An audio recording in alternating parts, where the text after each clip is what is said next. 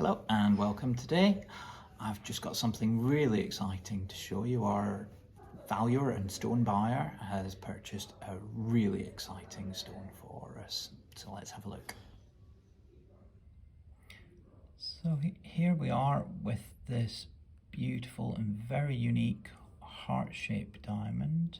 So she is actually D in colour, which is the very whitest you can get a diamond to be. She is flawless within and externally.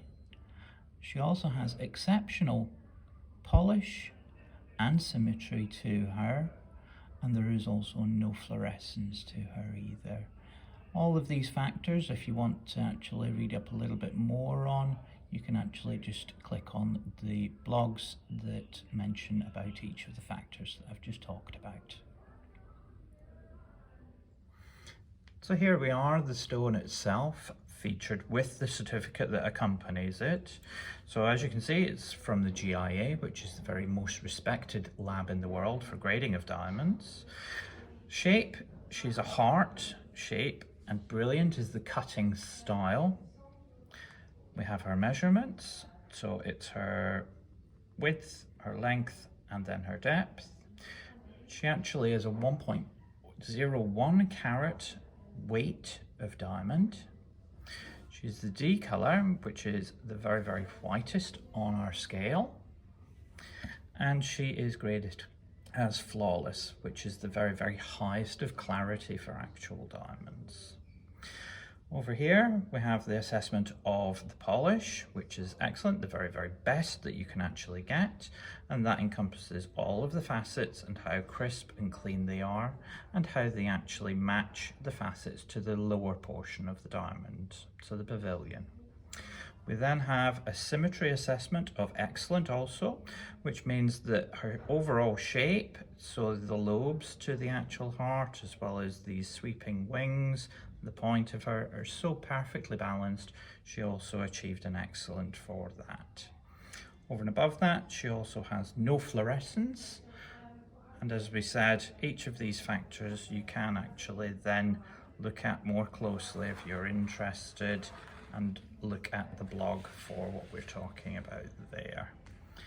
Back to the stone herself, and you can see just how white she is against this beautiful black background, and once she's in a ring itself, she really will come to life.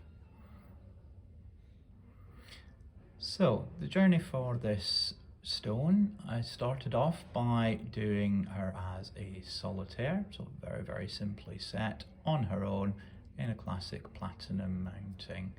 I've just got her in a mock-up ring gripper just now to let you see how she looks. I then thought possibly sitting her on a twist if you wanted something a little bit different, or actually as a very classic 3 stone with a pear-shaped diamond each side would set her off really beautifully as an engagement ring potential. So taking her on further from being just a classic engagement ring potential, I did think, oh, how is she going to look with something really beautifully balanced like a heart-shaped coloured stone? So here we have a just over 4 carat blue sapphire, setting her off very nicely, I thought, as a balance for quite an unusual 2-stone twist ring. We also have potential of maybe offsetting her with a ruby heart for the true romantic, or I did manage to find actually a beautiful heart-shaped pink sapphire. So that equally would make a very striking 2-stone ring. Obviously we have then the heart sapphire again, and I opposed them with then diamonds surrounding the sapphire and sapphire surrounding the heart itself. And the final option I'd actually drawn up as a pink stone, and I have managed to find a rather stunning pink tourmaline. This particular stone is just over 5 carats in weight, but it certainly would give a very striking look to such a splendid looking dress ring, I think. Over and above, beyond as being a ring potential, I have thought about potentially using her as a pendant. So here I have a design enhanced with a coloured stone heart. So again, showing you that beautiful heart-shaped tourmaline.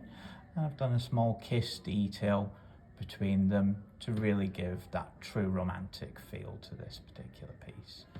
Equally, she would look very, very nice as a solitaire, with possibly a pear-shaped diamond just above her in the bail.